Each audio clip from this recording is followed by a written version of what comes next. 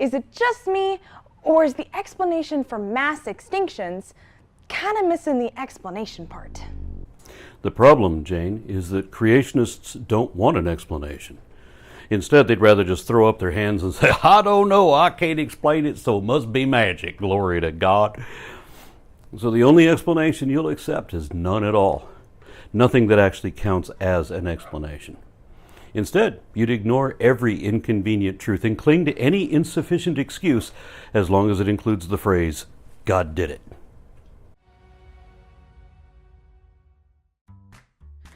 Hey, John. What you doing? I'm just looking at this picture of a dodo bird. They're totally awesome. Okay, that's random. You know they're extinct, right? Yes, I know they're extinct. It's just they get so little respect. Are you defending them? Maybe. I'm just tired of everybody beating up on the little guy. What do you mean? Well, they went extinct and now everyone just wants to make fun of how stupid they were. I should point out that for the dodo to have ever existed at all, evolution has to be real. Because dodos were large, flightless, and defenseless birds who only existed on the island of Mauritius way out in the Indian Ocean, east of Madagascar. They couldn't have gotten to that island from Noah's Ark. No. They flew there in the form of a pigeon from a flock that must have gotten caught in a jet stream and blown out to sea, and that were lucky enough to find the last place to land before being blown out too far and facing certain doom. Then, once they're on an island that is so remote that it is too dangerous to even attempt migration, but where there are no predators, then there's no reason to fly anymore, and thus no reason to stay small enough to fly. That's how they lived for the next 4 million years. And remember that mutations occur in every individual, right from the point of conception, and that genetically isolated populations will accrue their own communal mutations that are unique to them and not shared with the other groups. Nor is new expression inhibited by the larger gene pool anymore. Thus, smaller groups tend to express novel traits more easily and consequently evolve faster. And we see such unique forms especially on islands. And one of the odd things that evolution does is when a mainland species finds itself isolated on an island, it can affect the animal's size, causing dwarf versions of normally large animals and giant versions of normally small animals. So although the dodo is from the pigeon family and technically is a pigeon now, it grew to over 3 feet tall, much larger than any pigeon, and it didn't look much like a pigeon anymore. All the original traits are still there, just exaggerated to various degrees. For roughly 4 million years, these pigeons lived on Mauritius with nowhere else to fly to and no predators to fly from. So they got soft, fat, and a bit too comfortable living in what had always been a peaceful tropical paradise until people arrived. By then, the dodos had lost much of their fear factor. They became like penguins, unafraid to walk up and meet the new visitors. Unfortunately for them, the new visitors to the Mauritius were people who thought that the birds were stupid, and they killed them all, people and the dogs that they brought with them that flightless birds could not defend against. Within a single lifetime, the dodos and a dozen other Mauritian bird species too were all driven to extinction. But today's episode is not about evolution, genetic variation, and reproductive populations over many generations. Instead, this last episode in the John and Jane series is all about evidence of changing climates in the distant past. And for that reason, I have invited paleoclimatologist Dr. Jonathan Baker to join me. Hello again. So, while John here is defending the dodo, he's inadvertently given us a metaphor, I think, for the demise of catastrophism and creationism in the 19th century. And I have to give him some credit. This is not a bad comparison. I can agree. I don't think it's fair to beat up on those who originally considered whether a catastrophic past could explain the rocks around us. And there was a time when geological catastrophism seemed like a plausible hypothesis given the available evidence. And here's one example right behind me, the U-shaped glacial valleys of the Alps, which didn't make much sense until we understood the erosive power of slow-moving ice multiplied by millennia. But after decades of being falsified, one line of evidence after another, the plausibility of catastrophism and its scientific proponents slowly went the way of the dodo. And that's not stupid, that's how science ought to work. And what's stupid would be, I don't know, making a fan club for failed ideas and arguing that they shouldn't be extinct. You gonna start a fan club or something? Already have. I shouldn't have asked.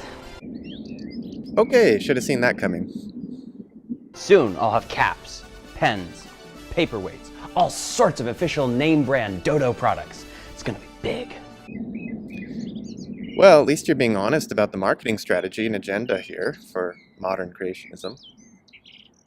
Right. Somehow, I feel that this is all going to go the way of the dodo bird. Do you see what you just did there? You instantly connected failure to the dodo bird. Okay, sorry. I just didn't realize this was such a passion of yours. Yeah, honestly, it just got me thinking about extinction. You know, I've already started reading about that. Many evolutionists believe there are probably 5 different massive extinctions in Earth's history. You can see them right here. Let's step back. How does one identify an extinction in the geological record to begin with?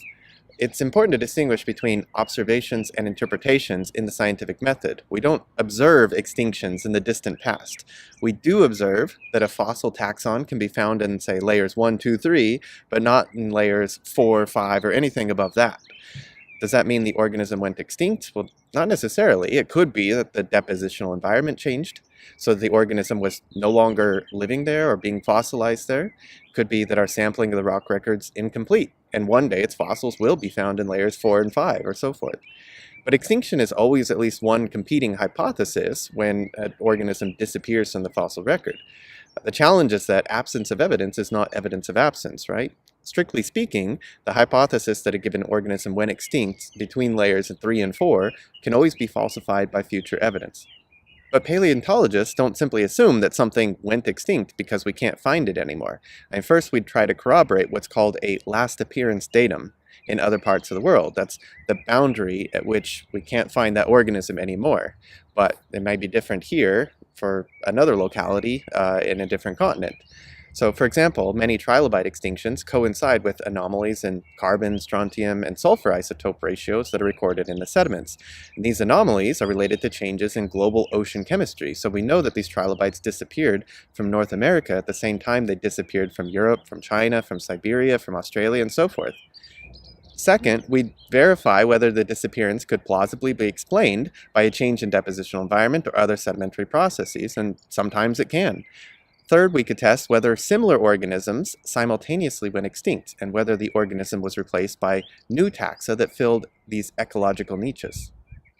Finally, we test for a plausible cause for extinction. These isotopic anomalies I just mentioned, all of them are related to oxygen availability in the oceans, which, coincidentally, trilobites need to survive. Once all these steps are completed and repeated, extinction of the organism becomes the most plausible explanation for its stratigraphic disappearance. In terms of the rock record, extinction is the rule, not the exception. There's always a background rate of extinction and a balancing rate of diversification, and both of these can be expressed in something like genera per million years. Mass extinctions conventionally refer to the intervals of extremely high extinction rates, during which the majority of genera abruptly disappear from the stratigraphic record. So no, we don't believe there are probably 5 mass extinctions in Earth history. We observe these anomalies in the fossil record, and we infer extinction as the most plausible hypothesis after a lengthy process of elimination and testing. The scientific method. They date these extinctions by where they believe they see them in the geologic column. We date those extinctions by a combination of geochronological methods, including radiometric dating, which constrain the age of those last appearance data, or LADs, L-A-D. A LAD is the stratigraphic boundary, if you recall, above which we don't find that taxa anymore. If there were consistent and significant discrepancies between the ages of LADs for a given taxon, this would be problematic, but generally there aren't, so... But Jane says it's where you believe you see them. Like if you go somewhere to investigate or you're researching something in chapter 39, you have to believe that you're there or believe that you're reading this. It's like nothing is ever really real to these people. Ask them to show the truth of their claims and they'll say you just got to believe it, meaning that you just got to convince yourself of something that you know isn't really there. But it's not that I believe that I see this. It's objectively verifiable. Instruments detect it too. Digital graphs and charts show it. You can see it as well. Let me show you. But they turn away, refusing to see, refusing to acknowledge what they know is really there. So the most famous one is the huge asteroid, right? Yeah, right here it says, evidence shows that at the end of the Cretaceous period, a huge asteroid crashed into Earth. The end Cretaceous extinction, which occurred about 66 million years ago, had been documented for at least a century before anything was known about the Chicxulub impact. Although it's famously known as the demise of those non-avian dinosaurs, marine diversity is what suffered the most. One of the great mysteries of this mass extinction was the pattern of extinctions. Like, why did so many taxa that had been dominant for so long disappear abruptly, while many of the underdogs escaped with little harm? With more advanced techniques in geochemistry, the picture became increasingly clear toward the end of the 20th century. The latest Cretaceous was climatically unstable. It coincided with some of the largest known flood basalts, enough magma and lava to alter the atmosphere and oceans beyond critical thresholds. So there were many environmental factors that corroborated those high extinction rates inferred at this boundary. But around 1978, both indirect and direct evidence of a large impact event were being collected, independently, I should add. Since it was first published in 1980, this impact hypothesis has been rigorously tested by, let's say, thousands of radiometric dates, sedimentological evidence of tsunamis from the Caribbean coast outward onto the Mediterranean, atmospheric fallout and excess trace metals that spiked at the same time around the globe, and physical models of the impact and subsequent climate change, and finally high-precision analyses of marine sequences, which recorded the gradual filling of those vacant niches and slow recovery of Earth's food chains. And when I was a toddler, one could justify some skepticism of this catastrophic end to Mesozoic life, but now there is no reasonable doubt that the asteroid was the proximal cause of this mass extinction. Notice again that Jane doesn't say that these are the facts and evidence. Instead, she says it's just a book that says that there's evidence, as if you shouldn't believe everything you read in some old book. However, unlike her old book, there are real-world experiments and other ways to confirm these with your own hands that these really are the facts and evidence. So you don't have to trust the book, but you already know that you actually can. And then, about that same time, dinosaurs and many other species went extinct. About that time? Well, this theory's had some problems. First, some scientists dated the dinosaur extinction 300,000 years after they say the asteroid hit. A little delayed action there. The relative order of events is best determined by the stratigraphic record, and the geochemical anomalies associated with the asteroid impact immediately precede the abrupt reduction in biodiversity, which is consistent with this hypothesis. Nonetheless, we have a plethora of radiometric dates from the Chicxulub impact crater, which are well within analytical uncertainty of that extinction boundary. It's fallacious to focus on some outdated results that ostensibly show a discrepancy right at the margin of error. So tell us about the preponderance of published data, and you won't have that picture. So you've got a few dozen studies from different universities around the world, all using different techniques or examining different data, but that all corroborate the same thing. But that doesn't matter because there's one outlier, one study with numbers that are way off, done by somebody who obviously made a mistake. So let's ignore all of the other stuff that matches cohesively and only look at the one guy who forgot to carry the two or who failed to convert to the metric system. Another study suggested that the asteroid was too wimpy to cause the mass extinction. Another team claims that they found dinosaur fossils that lived past the impact. So it's far from settled. Yeah, I have read a number of studies proposing evidence that some taxa might have survived beyond the impact event. But what do you think that means exactly? And first, even if we took those handful of studies at face value, which we shouldn't do, it would imply that there were a few survivors who died out shortly after, geologically speaking. And by analogy, let's say a nuclear winter destroyed more than 99% of the human population, but a fraction of a percent survived a few centuries before succumbing to other causes. I mean, would it still be accurate to say that nuclear winter was the proximal cause of their extinction? Of course. But just as the impact hypothesis received a flood of critical testing, we should apply the same standard to the anomalous results that you mentioned. I mean, were those studies, especially the radiometric dates, replicated well enough to justify their extraordinary conclusions? Arguably no, not yet. And if they are, then great, we learned something interesting, but it wouldn't undermine the preponderance of evidence for this mass extinction or its major cause. Because again, science is an investigation, not a belief. We show the data known so far and what it implies, and you're welcome to add to that or challenge it if you can with additional data. That will have the effect of honing our understanding even further. Creationists never participate in that because they cannot acknowledge any of the data that there actually is, and they can't find anything to either contradict what we already know or to support their alternative reality.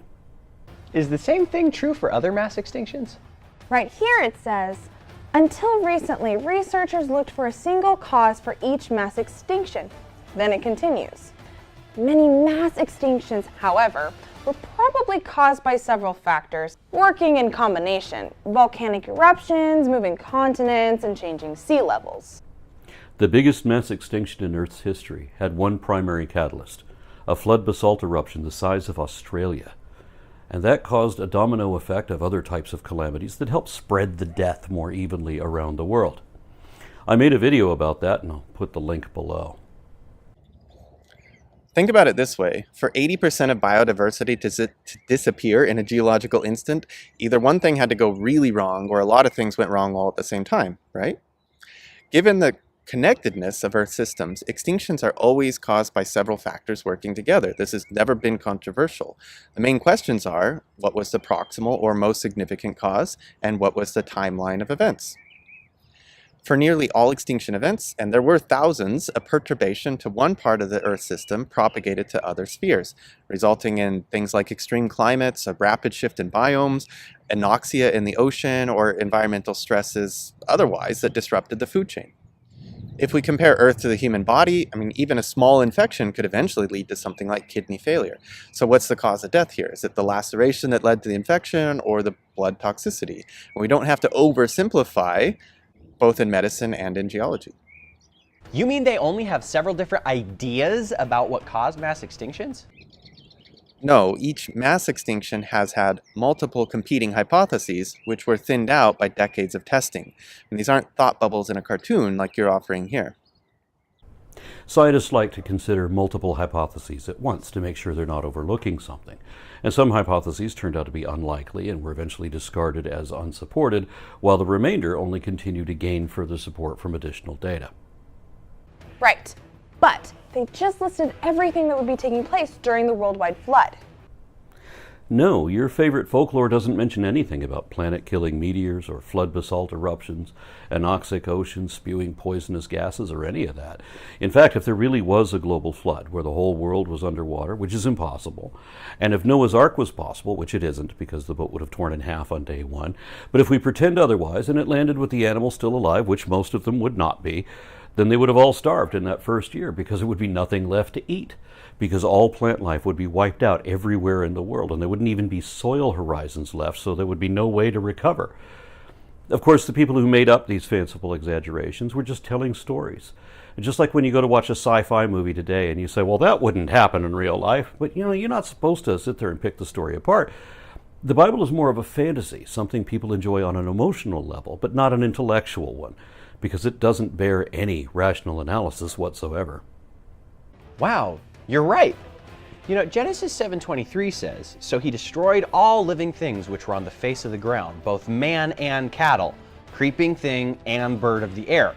They were destroyed from the earth. Only Noah and those who were with him in the ark remained alive." Yeah, in other words, nothing about volcanoes moving continents or, strictly speaking, changing sea levels. If you ask me, I don't think a seasonal inundation of the land constitutes eustatic change. It's nothing like what we find near mass extinction events in the geological record. But let's allow your misquoting of Genesis for the sake of discussion. Why are there 5 mass extinctions in the geological record rather than 1? And why are these divided by thousands of smaller extinctions and diversification events? And most fossil genera have a very narrow stratigraphic range, which is predicted well by evolutionary theory and the inferred geological processes. It flatly contradicts catastrophism. Remember that this is supposed to be an omniscient God who sees the future. Yet Genesis 6 says that God saw the wickedness of man and it surprised him. That was something he hadn't foreseen, and it caused him to regret that he created humans. And this contradiction in God's character disproves both the notion of prophecy and God's alleged infallibility, because he failed to see it coming, and he regrets what he did, because Mr. Perfect made a mistake. Error, examine. And even though God allegedly poofed everything out of nothing with an incantation, he can't poof everything back to nothing, nor does he know any spell that will fix anything. So all the supposedly supreme intelligence can think of is to kill everyone and everything everywhere and start over again. Not with an airborne virus that only targets humans, because that would make too much sense, but with a flood, the least efficient and most wasteful solution to the problem he created. In order to target what was then, according to the story, an isolated population of people living only in and around the Levant, he had to kill everything everywhere, even the animals in South America and Australia, and their continued existence today puts the lie to that story. If there really was a God, and it was half the God that the Christians make it out to be, then the Bible would be a completely different book, and this story, the story of Noah's flood, would not be there. This fits perfectly with all the massive fossil graveyards we find all around the world. For example, at the Lance Creek Formation in Wyoming, we found lots of species of dinosaurs mixed with birds, fish, crocodiles, lizards, snakes, turtles, frogs, salamanders, and small mammals. Yeah, probably because these organisms all lived in the same floodplain and riparian environments. That's not a mystery. And all those species, not just the dinosaurs, but also the birds, fish, crocodiles, and so on, were from the late Cretaceous, between 69 and 66 million years ago. But the fossil bed in Royal, Nebraska, were of Miocene mammals, covered by an ashfall nearly 12 million years ago. And the La Brea tar pits is another bed of thousands of fossils from less than 40,000 years ago. Different layers exposed in different areas, showing unrelated catalysts at different times, and only some of them are catastrophic. All laid down by water catastrophe in sedimentary layers. And what's catastrophic about riverbanks or floodplains? I mean, the sedimentary structures there indicate sporadic flooding of the plain, which deposits a bit of mud, along with sandy channels and banks. I mean, it's catastrophic if you're a baby turtle, but these environments were no different from modern river systems. And you know how we know that those animals lived and died in normal environments? I mean, first, the preserved fossils are 99% vertebrate in teeth, I mean, things that are most resistant to weathering. And full skeletons are incredibly rare in the fossil record. Also, the bones that are preserved almost invariably show evidence of weathering at the surface. These weren't buried alive in a catastrophe. They sat for days or months out in the sun, being scavenged and picked apart by nature before they were gently washed away. You know, I've heard that almost every dinosaur graveyard in the world shows fossils deposited by or in watery mud or sand. Don't trust everything you hear, and don't trust anything you hear from a preacher. Because while water is the most common medium for fossilization, it is not the only one. The Liaoning province of China, for example, is another volcanic ashfall perfectly preserving myriad birds and other dinosaurs from the lower Cretaceous in yet another instance that doesn't match your global flood myth in any way. And even more incredible, many dinosaur fossils are found in a classic death pose with their necks arched back, possibly from choking. By many, he means fewer than 1 in a million. I mean, like many humans have summited Everest. That's a true statement, but perspective is important. I read a study that showed that dead chickens can naturally assume that same pose no matter how they died because of the shape of their neck bones. And many dinosaurs, frankly, had the same vertebrae as chickens because, birds are dinosaurs. Exactly. So, if you take their geologic column and squeeze it down into one event, the worldwide flood, then all you have is an unintelligible mess, where you have to ignore all the data from every source and try to pretend as if your fractured fairy tale could still have gotten something right. That does better explain what we see. Right. No, it doesn't explain anything we actually see. Not if you study archaeology, or geology, or paleontology, or genetics, or even comparative mythology. All of these and more confirm that Noah's Ark did not happen. And there's a lot of volcanic material mixed into these layers. Vast amounts of molten material entered the ocean. That's what makes up seafloors around the world. And that relates to the Ice Age. Storm tracking models show that warm oceans would cause severe storms and lead to massive snowfall. Are you sure you want to suggest that the ocean floor was in place within the last 5,000 years, or that volcanic material within the geologic column all erupted during the flood? I mean, besides the fact that it would still be practically molten today, let's think for a minute about how unbreathable the atmosphere and oceans would be if you squeezed all those events into a single year. The planet would not be habitable. Wait, You're saying hotter oceans make colder continents? Sounds weird. Weird, but true. Today's snowstorms begin as ocean water. Hotter water increases evaporation. Plus, volcanic dust and debris would have blocked out the sun during the summer, so the fallen snow would not have melted. So evaporation from especially warm oceans or summers cooled off by volcanic dust, both of these leave very distinct isotopic and geochemical markers in proxy records of snowfall. And these sorts of paleoclimate anomalies are quite easy to identify in geological archives. And you know what lacks any evidence for this scenario that Jane just proposed? Every single ice core, stalagmite, marine, lake, and tree ring record on the planet. Like glacial climates were unambiguously not associated with warmer oceans or volcanic sunshades. These conjectures contradict data that we've had publicly available since Nixon was in office. So why are you trying to argue that today? Well, creationists typically do cite sources that are decades out of date. Now that makes sense. And I can see how the flood connects to the Ice Age, but why do you think volcanoes were part of the flood? It was just 40 days of rain, right? The rain didn't begin until after the fountains of the Great Deep burst forth, according to Genesis 7:11, meaning that molten material plus water came up through Earth's crust. Most of what comes out of today's volcano is still water as steam. Yet another citation of Walt Brown's hydroplate theory that was unsupported by anything and was thoroughly debunked decades ago. Okay, so that explains one ice age. Weren't there like 4 or 5? The term Ice Age is rather ambiguous, but I assume John is referring to the ice house periods of Earth history. And ice house Earth means there's stable glaciation present. That is, somewhere on Earth, the mean temperature is below zero and there's a positive balance of glacial ice. Now, some people conflate the term Ice Age with ice house. That's fine. There have been at least a half dozen ice house periods in Earth history, each lasting millions to tens of millions of years. The evidence for this shows up right in the middle of what John would consider to be flood layers. So yeah, I guess even these ice sheets magically survived the superheated oceans of the flood to leave their mark. More conventionally, an ice age refers to those glacial episodes within an ice house when the ice sheets expand beyond their normal size. By this definition, we're currently in an ice house climate, but not in a full glacial or ice age, the last of which ended about 11,500 years ago. In the last million years alone, there have been 14 glacial advances, of which maybe 6 or 7 would qualify as a full glacial or an ice age. Now, the timing and extent of these glaciations is recorded by the ice cores, by marine sediment cores, by speleothems, terrestrial layers of sediment, which alternate between frigid paleosols with tundra-like plant species and humid paleosols with warm-adapted species. Well, evolutionists don't have a satisfactory explanation for one ice age, let alone 4 or 5.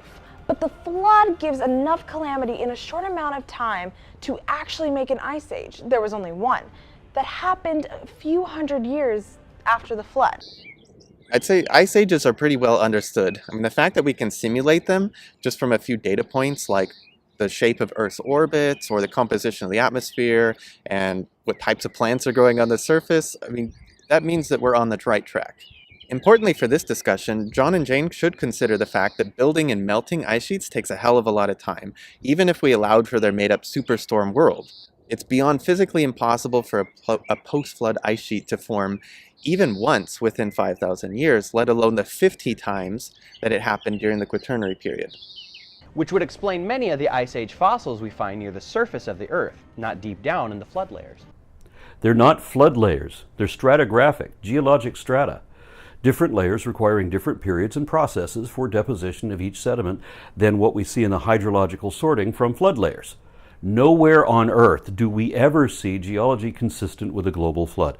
The mythical flood of Noah's Ark is constantly contradicted by all the evidence everywhere. That's why even Christian schools like Wheaton College refuse to teach flood geology. Like saber-toothed cats And woolly mammoths. and Hyracotherium. Impressive. Thank you. No, woolly mammoths and Smilodon are both consistently radiometrically dated to no earlier than the Pleistocene, being less than a couple million years old. While other species of proboscideans and scimitar cats are a bit older, they don't come anywhere close to Hyracotherium, which is not an Ice Age mammal. It dates all the way back to the early Eocene, roughly 55 million years ago. Also, the book of Job was written just about that time and mentioned snow, ice, and cold more than any other book in the Bible. No, the book of Job was not written about that time. Scholars of biblical history estimate that Job was written somewhere between the 7th and 4th centuries BC, before our current calendar. The Julian calendar was replaced by the Gregorian calendar that was unnecessarily created and arbitrarily backdated, trying to coincide with Christian mythology. Creationists often cite Bishop Ussher in his estimate of the Earth being created in 4004 BC, before the Common Era, but they ignore the fact that Ussher used that same calculation to place Noah's flood at 1491 BCE, which is more than twice as old as the book of Job. But that's also when many Christians think that Moses was alive. Although Moses was a fictional character who never really existed, he's a composite of a few real people. And there's another reason that Ussher's date for the flood doesn't work, because that was a time when there was so much real history that even the pseudoscience reality rejectors knew that you couldn't squeeze a global flood in there, not with all of the rest of that going on, especially not with the mathematic impossibility of trying to instantly repopulate the planet with the inbred stock of Noah's 3 sons. So science denial websites offer a range of different dates for the flood, but mostly all in the 24th century BCE, which is already 3 or 4 times older than the book of Job. And the actual flood of the Euphrates River at the Iraqi city of Shurapek, on which the biblical fable is almost certainly based, happened another half millennium earlier than that. So no, the book of Job was written thousands of years too late to bear witness to the global flood that never really happened in the first place. This argument from Job's language is completely misguided, not only because the narrative isn't nearly as ancient as Jane implies, but the Levant region of the eastern Mediterranean, yeah, it's not known for having a cold climate, but things like snow, ice, and cool north winds, these are quite normal in the modern climate. The glacial climate of the Levant, on the other hand, wasn't a frigid tundra. It was still characterized as humid subtropical. It was wetter than today, but it wasn't Siberia. There is zero reason to suppose that Job was describing weather patterns any different from today, or even Iron Age Judea. If you're interested, I've written at length about this topic a few years back. Go ahead and follow the link. So, when scientists try to stretch 5 extinctions and 5 different ice ages over the evolutionary view of the geologic column, they're not sure how they happen. But when you compress the geologic column down into a biblical time frame, it's all explained by a worldwide flood followed by an ice age. Yep. Kind of makes you think, doesn't it? It makes me think that religious zealots will accept any excuse and tell any lie necessary to make believe in their sacred fables, even when they know it's not true. Even when they know that there are way more than 5 glacial periods in the couple million years of ice age, even when they know that there were many other mass extinction events and that there is profound evidence that each of the major ones are separated by at least 50 million years on average. Even when they know that your mythic flood doesn't explain anything and that all of the data would be completely different if that had actually happened, they still reject everything in reality to make believe in their sacred fables instead, because it's all about finding some way to keep pretending, to make yourself believe in what you already know cannot be and certainly is not really true.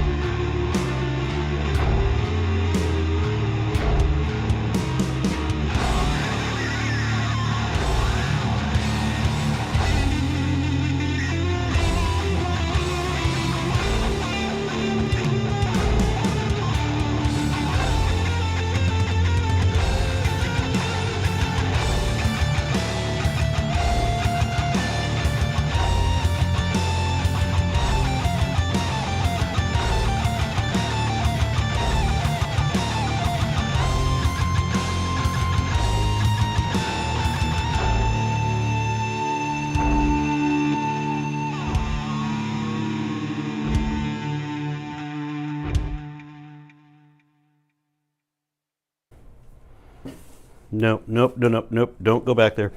Don't go back there. Do not go back there. Go. Up there. Up there. Nope. Up there. Up there. Go up there. Go on. Go on. Come on. Up there. Come on, go. Come on. Come on. No! Hello. My beloved. I love you. Now go lay down. Go lay down. Go lay down. Go lay down.